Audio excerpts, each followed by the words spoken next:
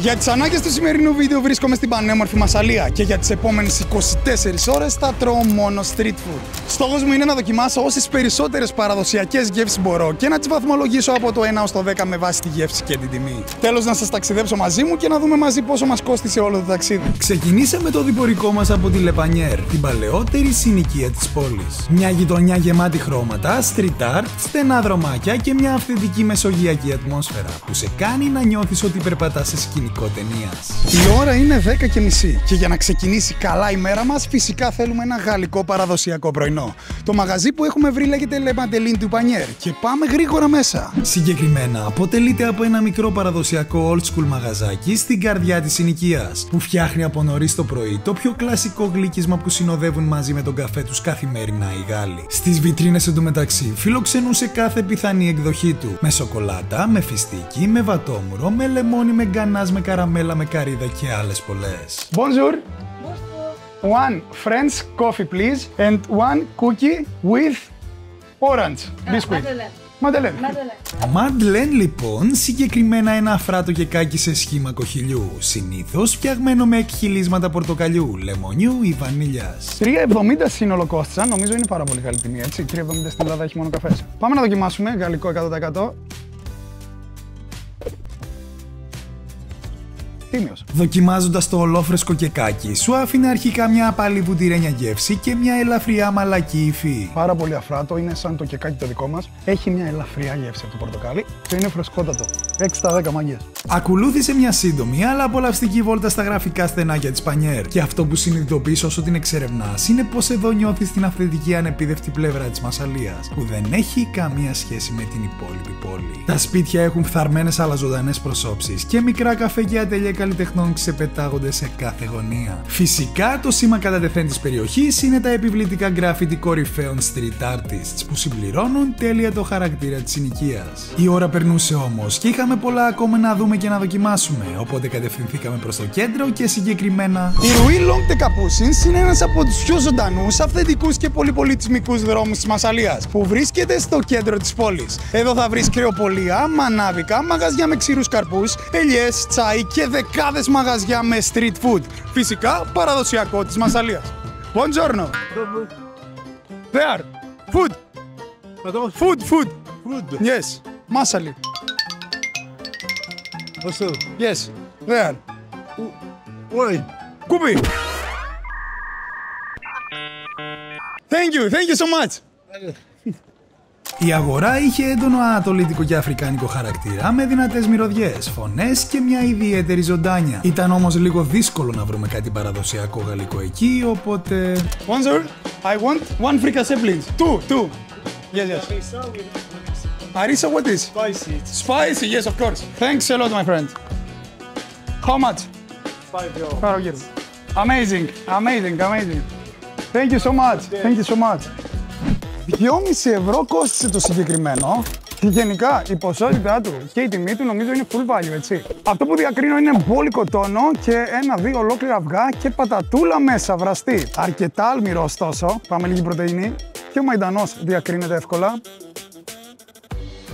Φουλ αφράτο, όπως επίσης και πολύ λαδερό, καθώς είχε τηγανιστεί, αλλά αρκετά νόστιμο. Πλούσια γέμιση, πολύ ωραίος συνδυασμός, τόνο με το αυγό και τις πατάτας. Είναι αφράτο, αλλά έχει αρκετό λάδι. Δεν είμαι πολύ φαν, είναι γευστικό, αλλά ένα 5,5 στα 10 θα το βάζα. Στη συνέχεια όμως βρήκα κάτι που ήταν 100% παραδοσιακό και το πλήρωσα λίγο ακριβά, αλλά η εμπειρία σίγουρα άξιζε. Μάγκες και κουκλάρες μου, διακόπτουμε το πρόγραμμά μας στους 40 βαθμούς για να σας ζητήσω μονάχα ένα πράγμα. Παιδιά, κάντε subscribe, εγγραφή, είναι δωρεάν. Φτάνουμε τους 350.000 και εγώ κάνω ό,τι καλύτερο μπορώ. Μασσαλία είμαστε.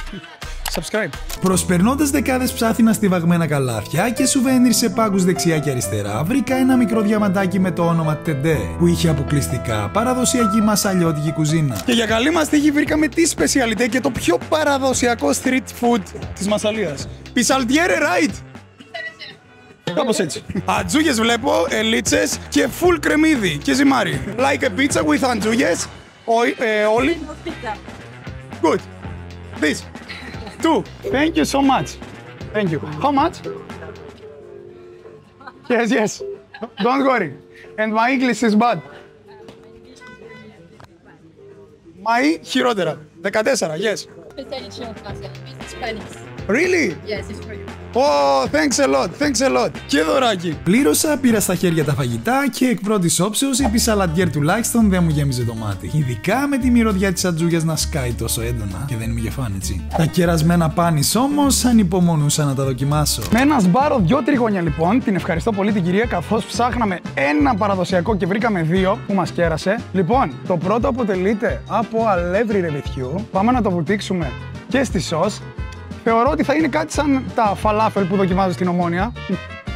Ήταν απίστευτα νόστιμα, χωρίς περιττή λαδίλα, αν και τηγανιτά. Απίστευτα τραγανό, αλλά από μέσα ζουμερό, λίγο spicy, η δροσερή γιαούρτο σως μάλλον το απογειώνει. Τι έφαγα μόλις τώρα.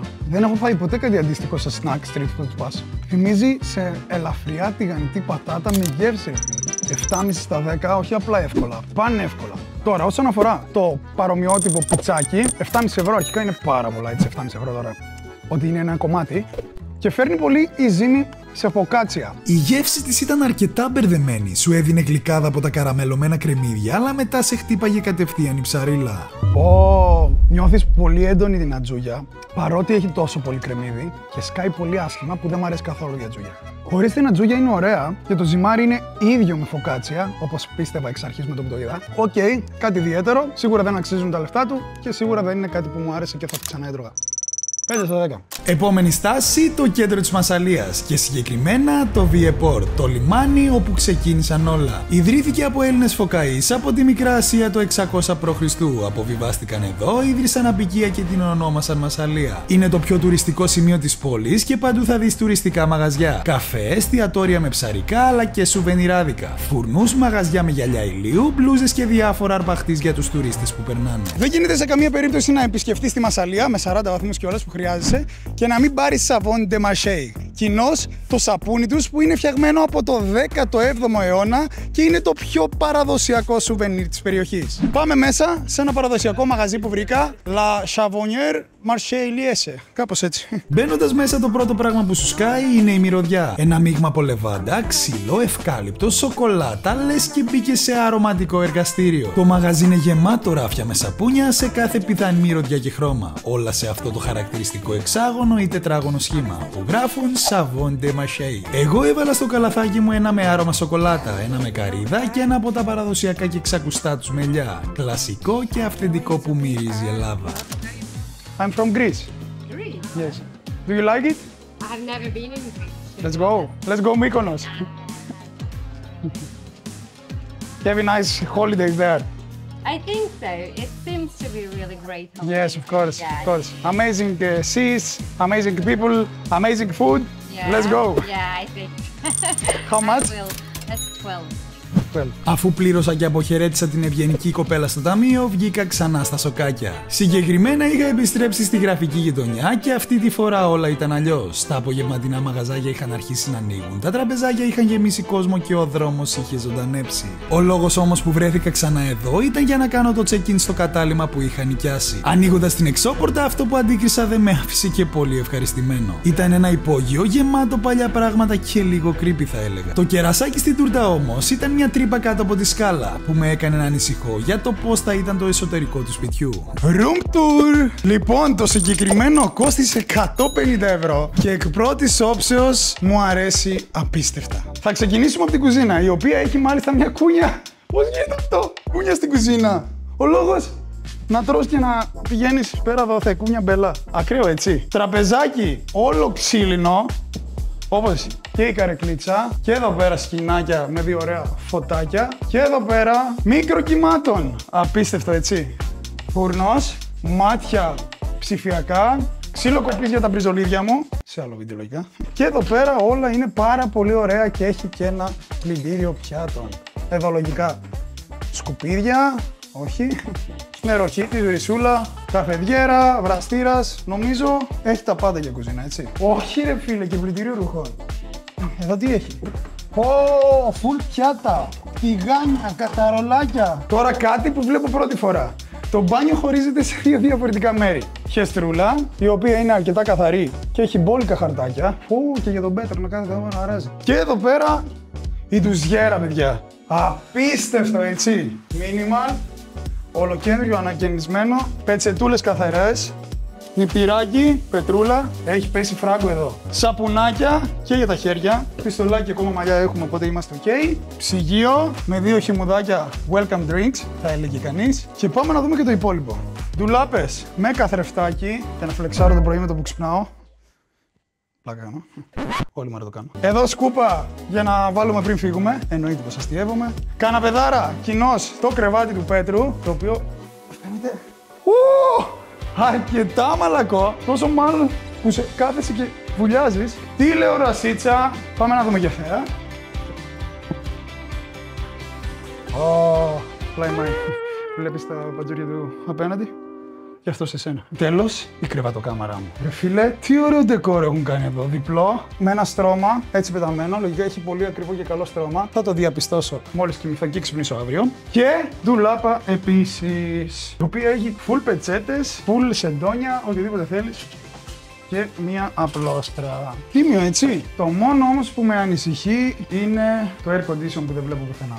Δεν ξέρω τι έχετε εδώ πέρα στα σπίτια στην Μασσαλία, αλλά κανένα σπίτι που έχουμε επισκεφθεί ως τώρα δεν είχε air condition. Αλλά εδώ δεν έχει και κανένα μυστήρα κάτι. Λοιπόν, βρέθηκε η λύση. Είναι αυτό το ματζαφλάρι, το οποίο δεν νομίζω ότι κάνει και τρελά πράγματα, αλλά τέλος πάντων. Μέχρι εδώ βγάζει δεν βγάζει. Πόσο μάλλον είναι για να κρυώσει ένα δωμάτιο. Α, καλά. Αυτά είναι. Το μεσημεριανό επέλεξα να το φάω κοντά στο λιμάνι, ούτως ώστε να ζήσω το experience του στο 100%. Έτσι, με μια μικρή έρευνα αγοράς που έκανα για τα εστιατόρια της περιοχής, μπήκα σε ένα από τα παλαιότερα, που παραμένει παραδοσιακό και κρατά ακόμη τον αυθεντικό του χαρακτήρα. Για να μην χάνουμε χρόνο και επειδή ήξερα εξ αρχής τι ήθελα, με το που έκατσα στο πιο κεντρικό τραπέζι, με θέα τις βάρκες και το λιμάνι, παράγγειλα κατευθείαν. Και μετά από λίγο έφτασε το πολυπόθητο πιάτο μου. Thank you, my friend. Bouillabaisse, right? Bouillabaisse, right? With three different... Four different fish, exactly. Yeah, so you have a rock fish from the Mediterranean and the soup, this aioli. You can take the bread and... Aioli sauce? Yep, yep. You can try it with the soup. Try Κάτι ξέχασα. Enjoy. Thanks a lot. 45 ευρώ κόστησε εν τέλει και είναι το πιο παραδοσιακό πιάτο της Μασσαλίας. Συνεπώς, μια extreme ψαρόσουπα θα έλεγα εγώ, ο χωριάτης. Ο μάνατζερ, όπως είδατε, πρότεινε να βοτήξω στην αιωλή σος, τα μπρισκετάκια, τα τραγανά και έπειτα να βάλω στην ψαρόσουπα. Εντάξει, δυνατός συνδυασμός με το γευστικό ζουμάκι. Εδώ, 4 διαφορετικά ψαράκια. Έντονο ψάρι, πλούσιο ζωμός, ελαφρώς πικάντικος, με σκόρδο και μυρωδικά να σου μένουν στο στόμα. Ένα πιάτο που δεν θα το πρότεινα με 40 βαθμούς, η αλήθεια είναι. Νόστιμο, φρέσκο ψάρι, κυρίως λευκό, με την πετσούλα του, λιώνει στο στόμα. Είναι γεμάτη από ψάρι και χοντρά κομμάτια. Ωστόσο, εγώ σίγουρα δεν θα παρήγαινα έξω σε ένα καλό εστιατόριο ψαρόσουπα. Και σαρδελίτσα, η συγκεκριμένη μάλιστα δεν είναι και καθαρισμένη, έχει το κοκαλάκι μέσα. Μπορώ να βάλω άνετα ένα 7 στα 10, λόγω της τιμής κυρίως, καθώς παίζει μεγάλο ρόλο και το μέρος. Και φυσικά το εστιατόριο που είναι από τα πιο παλιά και πιο παραδοσιακά ακόμα, καθώς όλα τα περισσότερα στη σειρά έχουν γίνει πιο τουριστικά. Και αφροδισιακό μυδάκι, έτσι.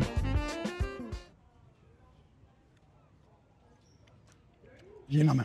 Hello, sir. Can I go there? How much? 15 at 20. Okay, let's go.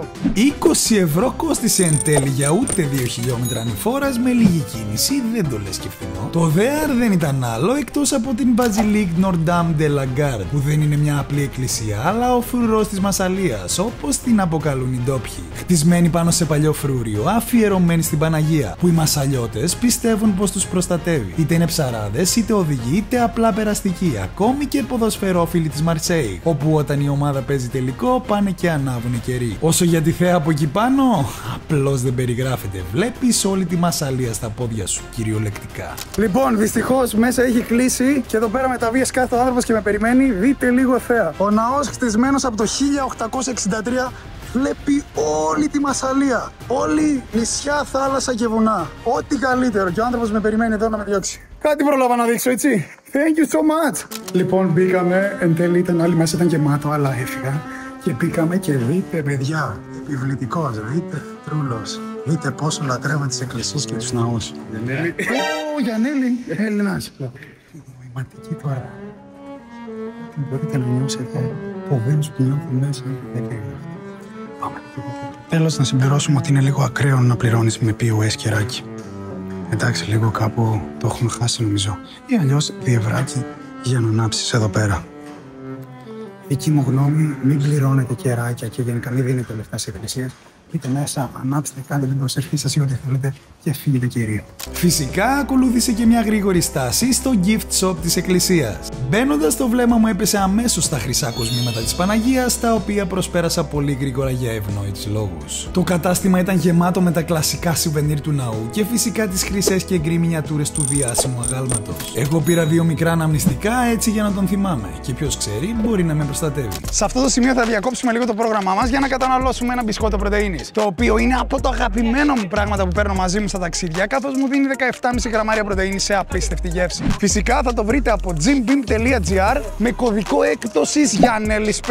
Είναι ο χορηγός μου, παιδιά, και χωρίς αυτόν και εσάς δεν θα είχαμε καταφέρει τίποτα. Πάρτε έκπτωση με τον κωδικό και στείλτε μου την παραγγελία σας που έγινε με τον κωδικό Γιαννέλης 5, γιατί τις κρατάω και τέλος του μήνα βγάζω έναν νικητή ο οποίος κερδίζει κουπονάκι αξίας 100 ευρώ. Ό,τι καλύτερο αυτή τη στιγμή, μάγκες. Τώρα, εντελώς τυχαία, 7 παρα 10, έχουμε βρει ένα πίστευτο στενάκι στο παλιό λιμάνι που λέγεται Πλατεία Θηριάς. Εδώ, αρχικά, το πρώτο πράγμα που κοιτάς είναι το συντριβάνι. Έχει σχήμα παλιάς καραμέλας και είναι πολύ γνωστό στην περιοχή. Επίσης, έχει απίστευτα μαγαζιά. Ταβερνάκια, παραδοσιακά, πιο σύγχρονα, τουριστικά, καφετέριες, κλαμπάκια και φυσικά διάφορα άλλα που μπορείς να κάτσεις και να απολαύσεις ό,τι θες. Εμείς θα βρούμε κάτι παραδοσιακό για να φάμε. Το εστιατόριο που επέλεξα να καθίσω βρισκόταν ακριβώς στο κέντρο της πλατείας. Και ο λόγος ήταν κυρίως γιατί είδα στο μενού του κάτι 100% παραδοσιακό που ήθελα να δοκιμάσω οπωσδήποτε. Τώρα, όσον αφορά αυτό το μαχαίρι που υπήρχε ήδη πάνω στο τραπέζι, ας ελπίσουμε ότι ήταν για το κρέας και όχι για προσωπική προστασία στην πιο επικίνδυνη πόλη της Ευρώπης. Εντελώς πληροφοριακά για αυτούς που θα έρθουν Μασσαλία και συγκεκριμένα θέλουν να περάσουν από αυτό το στενάκι και συγκεκριμένα να κάτσουν να φάνε κάπου εδώ. Τα περισσότερα μαγαζιά από ό,τι είδα απ' έξω να αναγράφονται 6 με 8 έχουν happy hour ή έχουν κάποιο μενού ή κάτι που είναι σε προσφορά. Να ξέρετε έτσι. Salad de pool. Yes. Pool is octopus? Octopus. Okay. This one please. This salad. Okay. Yes. Talk two? Yes. Okay, perfect. That's you all. Want to drink? Water. Just water? Yes, yes. Okay. Thanks a lot, my friend. Amazing English. Yeah, thank you. Just a little bit. Really? Nice, bro. Thank you. Έτσι συνεννοούμαστε. Thank you, sir. You're welcome. Okay, Thank you. Η συγκεκριμένη εμφανισιακά μου αρέσει επίστευτα. Έχει αρκετό χταπόδι που πεθαίνω. Εντάξει, σχετικά μικρή ποσότητα, αλλά είναι full καλοκαιρινή και δροσερή λογικά. Και έχει πατατούλες baby, μαρουλάκι, βαλσάμικο και κάτι άλλα μυρωδικά, έτσι. Πάμε να δοκιμάσουμε. Το χταπόδι ήταν απίστευτα μαλακό και με το που το δοκιμάζεις σκάει κατευθείαν αυτή η μεσογειακή φρεσκάδα. Φοβερό χταποδάκι. Έχει και φρέσκο κρεμμύδι, παιδιά απίστευτη και παίζει να έχει και ολόκληρο χταπόδι, έτσι. Εννοώ μεγάλη μερίδα, όχι ολόκληρο 1 κιλό χταπόδι. Ό,τι πρέπει για απογευματινό. Πραγματικά πάρα πολύ νόστιμο, έχουν ταιριάξει όλα απίστευτα μεταξύ τους. Είναι ένα απλό πιάτο με κύριο στοιχείο το χταπόδι. Δεν σε εντυπωσιάζει με την πρώτη, αλλά θα το φας μέχρι τελευταία μπουκιά. Ξέχασα να βαθμολογήσω κιόλας, φανταστείτε. 8,1 στα 10 easy. 20 ευρώ εν τέλει κόστησαν μαζί με ένα γλυκό που δεν φάγαμε ποτέ, δεν ζητήσαμε ποτέ και δεν ήρθε και ποτέ. Για να το απολαύσουμε σε κάποιο άλλο και να νιώσουμε τη νέα και μοναδική εμπειρία σε κάποια άλλη περιοχή, σε κάποιο άλλο μαγαζί. Θα δούμε. Βρήκα μια ταμπέλα που γράφει Spécialité Marseillais. Γράφει επίσης Cheekis Fregis, ένα παραδοσιακό γλυκό σαν τσούρος και περιμένουμε στην ουρά για να δοκιμάσουμε. Το φτιάχνει και εδώ, έτσι. Μπροστά μας, πίσω η μηχανή, αλευράκι βλέπω, ζάχαρη βλέπω, τηγανιτό βλέπω. Vamos. One Cheekis Fregis. Yes, αυτό. Α, Σίση. Σίση. Σίση. Σίση Fregis. Yeah.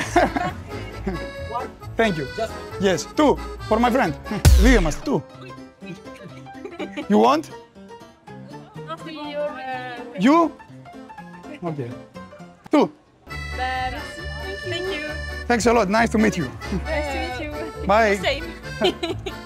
Nice. You have a nice day. Thank you so much. How much? And the girls? Ça fait 16,50. 16. It's okay. No. It's okay. It's okay. Thank you. For me. Thank you. Thank Yes. you. Thank you, my friend. Thank you. Thank you. 4 ευρώ κόστησε το συγκεκριμένο και είναι πραγματικά τεράστιο. Με νουτέλα πήγαινε στα 4,5, αλλά εντάξει, ας αποφύγουμε και λίγο τη ζάχαρη, έτσι, την έξτρα, γιατί αυτό έχει full. Και είναι ολόφρεσκο, αυτά μπροστά τα έχει απλά για κράχτη, φτιάχνει ο άνθρωπος κατευθείαν καινούρια, ουσιαστικά φέρνει λίγο σε λουκουμά. Πάμε να δοκιμάσουμε. Μάγκες, πουλα φράτο, σκάει και λίγο πορτοκάλι, ντόνατς. Ντόνατς παραλίας, full φρέσκο και ζαχαρένιο. Είναι τόσο ζεστό και ωραίο με τη ζάχαρη από πάνω. Respect στο μάγκα, άνετα ένα 8,2 στα 10. Λοιπόν, έχω βρει επίσης ένα πάγκο μιας κυρίας, εδώ που καπνίζει κιόλας και να κόψετε όλοι το τσιγάρο, επί ευκαιρίας, και έχει νουγκάτ. Κάτι σαν ελληνικό χαλβά, από ό,τι κατάλαβα, με ξηρούς καρπούς, με φρούτα, με ζαχαρωτά και με ό,τι άλλο μπορείς να φανταστείς. Πάμε να δοκιμάσουμε. Φόρνε. Αυτό. Καταλαβαίνόμαστε, έτσι, χωρίς πολλά αγγλικά. Please, one nougat with αμύγδαλο. Γελάει καημένη. Καημένη με την καλή έννοια, έτσι. Οπ. Yes. Try it. Πληρώνεις later. Καμία σχέση με χαλβά εντωμεταξύ, αλλά ίδιο γευστικά με μαντολάτο που λατρεύω από μικρό παιδί. Please. Yes. Let's go. Ω, τέλεια. Θα φάει ο Πέτρος μπόλικο. Don't worry. Port. How much? Εδώ τα μισά αγγλικά μίξ ελληνικά μου δεν ήταν και τόσο κατανοητά στην κυρία που μιλούσε μόνο γαλλικά. Γιατί νόμιζε ότι της έλεγα να βάλει μικρότερο κομμάτι και ότι το θεωρώ ακριβό. 15 και 40, αν και δεν της είπα να βάλει το άλλο, απλά τη ρωτούσα πόσο έχει. Thank you so much. Λοιπόν, συγκεκριμένα παραδοσιακό γλυκό Νότιας Γαλλίας, μέσα από τη συσκευασία το βλέπετε, αλλά δεν φταίω εγώ. Από την πρώτη κιόλας μπουκιάς και την παιδική ανάμνηση. Μαλακό, λίγο κολόδες, γλυκό όσο πρέπει και καθόλου λιγοτικό. Και οι ξηροί κάρποι μέσα του δίνουν αυτό το κάτι που σε κρατάει. Φουλ ξηροκάρπια, κυρίως αμύγδαλο, έντονο μέλι, πολύ δυνατό. Βόμβα θερμίδων, τρομερή μπάρα ενέργειας για το πρωί θα έλεγα. Αλλά πανάκριβο. 7,6 στα 10 easy. Ωστόσο, από εκείνο το σημείο και έπειτα, ανυπομονούσα να μπω σε ένα παραδοσιακό γαλλικό φούρνο για να δοκιμάσω κάτι χειροποίητο και άκρος παραδοσιακό. Την επόμενη μια μισή ώρα την περάσαμε στο κέντρο, κάνοντας βόλτες, χαζεύοντας αριστερά και δεξιά, ζώντας το 100% σαν τουρίστες, μέσα σε ένα από τα πιο ζωντανά και πολυπολιτισμικά κέντρα πόλης που έχω επισκεφτεί. Η ώρα είναι 9 και 8 και η σημερινή μέρα με ευνοεί στο 100% για να φτιάξω το καλύτερο street food βίντεο. Γιατί έχω έρθει στο παλιό λιμάνι και πάλι και πίσω μου μια πλατεία είναι γεμάτη από κόσμο και μπροστά έχει μια συναυλία. Γίνεται πραγματικά χαμός, έχει και παρέλαση LGBTQ κοινότητας και εγώ έχω βρει ένα ρεστοράντα από το Λίβανο που έχει κάτι σαν σουάρμα, κάτι σαν γύρο, κάτι τέτοιο τέλος πάντων για να φάμε με θέα τη συναυλία και τον κόσμο. One special sandwich. One special. Yes. Today for tomorrow. For today. Tomorrow τι το κάνω. Thank you my friend. Λοιπόν, ελπίζω να ακούγομαι, ξέρω ότι δεν είναι και το πιο ιδανικό μέρος για να μιλήσω, αλλά ναι, έχει πίσω και μια φωνή για τους από πίσω. Είναι ακραίο, έτσι. Πάμε να δοκιμάσουμε.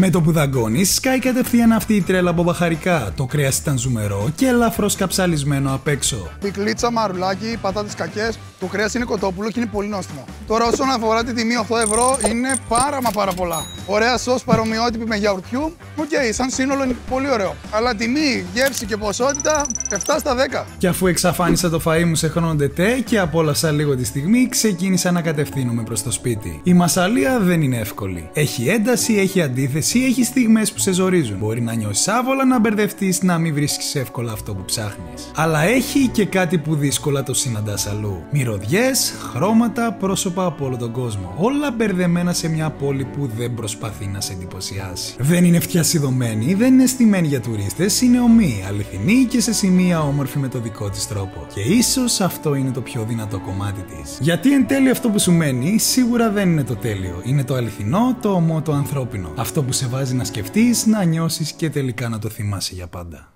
Ομάδα, καλημέρα. Η ώρα είναι 8 και 39. Έχω ξυπνήσει από τις 6 και 25, συνεπώς δεν κοιμήθηκα καθόλου καλά. Αυτό το μαραφέτι εδώ πέρα δεν βγάζει καθόλου ψήξη. Έχω σκάσει στη ζέστη. Το κρεβάτι είναι πάρα πολύ αναπευτικό ωστόσο και μπορώ να πω ότι είμαι σχεδόν ευχαριστημένος. Α, τα μαξιλάρια. Πανιά, δείτε εδώ. Έχω θέμα με τα μαξιλάρια, θέλω να είναι λίγο σκληρά. Οπότε δυσκολεύτηκα λίγο σε αυτά. Πάμε να πιούμε καφέ. Το πρώτο πράγμα που έκανα φυσικά ήταν να πάρω μια γερή τζούρα από τη θέα στο ήσυχο φωτεινό στενάκι. Μακριά από τη χαοτική πόλη, με δεκάδες γλαστράκια δεξιά και αριστερά που έδιναν χρώμα και ζωή στις παλιές προσώψεις των σπιτιών. Πολύ καθαρό, δεν δούλευε το ίντερνετ, δεν είχε air condition καθώς και η περιοχή δεν έχει επειδή θεωρείται ιστορικός τόπος κλπ. Και δεν μπορούν να βάλουν air condition από ό,τι μας είπαν. Δεν είχε κάψουλες στην καφετιέρα, γενική βαθμολογία 6,5 στα 10. Με βάση και την τιμή, έτσι. Πάμε να πιούμε καφέ και πρωινό και να κλείσει το 24ωρο. Και αφού έπαιξα για λίγα λεπτά με ένα γλυκό σκυλάκι και καλημέρισα σε μίξ γλώσσα τις γιαγιούλες από τα διπλανά σπίτια, κατευθύνθηκα προς ένα παραδοσιακό φούρνο. Μια μπουλαντζερή συγκεκριμένα που βρισκόταν λίγα μέτρα πιο κάτω. Μπαίνοντας μέσα σε τυλίγουν αμέσως μυρωδιές από φρέσκο βούτυρο, σοκολάτα και κυρίως ζεστό ψημένο ψωμί. Η βιτρίνα μπροστά ξεχυλίζει από φρέσκα παραδοσιακά γλυκά, ενώ λίγο πιο δίπλα δεκάδες γεμιστά σάντουιτς, μπακέτες, φοκάτσιες και αλμυρά σνακ, όλα χειροποίητα. Και η δική μου επιλογή δεν ήταν άλλη εκτός της Σαρτίνε γκραντίνε κοινός και είναι ένα τραγανό ψωμάκι με λιωμένο τυράκι. Ωπω μάγκες, δείτε εδώ. Γεμιστό με ζαμπόν και κάποιο κρέμα τυριού, κάτι τέλος πάντων. Μυρίζει πολύ ωραία, είναι ξαναζεσταμένο, έχει ριγανούλα πάνω. Φέρνει λίγο το σπιτικό που μας έφτιαχνε η μαμά μας στο φούρνο, που έλεγε τι να φάω, έχει ψωμί με κασέρι και το βάζε και το φτιάχνει στο φούρνο σε λίγα λεπτά. Κάτι τέτοιο. 4,5 ευρώ, πάρα πολλά. Πάρα πολλά. ένα από τα πιο comfort τίμια snack που μπορείς να βρεις σε γαλλικό φούρνο. Απλό και νόστιμο. Το ψωμάκι είναι ξεροψημένο. Από μέσα ήταν λευκό τυρί, δυνατό για πρωινό. Το ψωμάκι επίσης είναι χωριάτικο και νομίζω 6,5 στα 10 είναι ok. Το συνολικό κόστος της ημέρας είναι αυτό και ελπίζω να σας άρεσε το βίντεο και φυσικά να σας ταξίδεψε. Οπότε μην ξεχνάτε like, subscribe και τσεκάρετε το επόμενο βίντεο. Ως τότε, κουπί.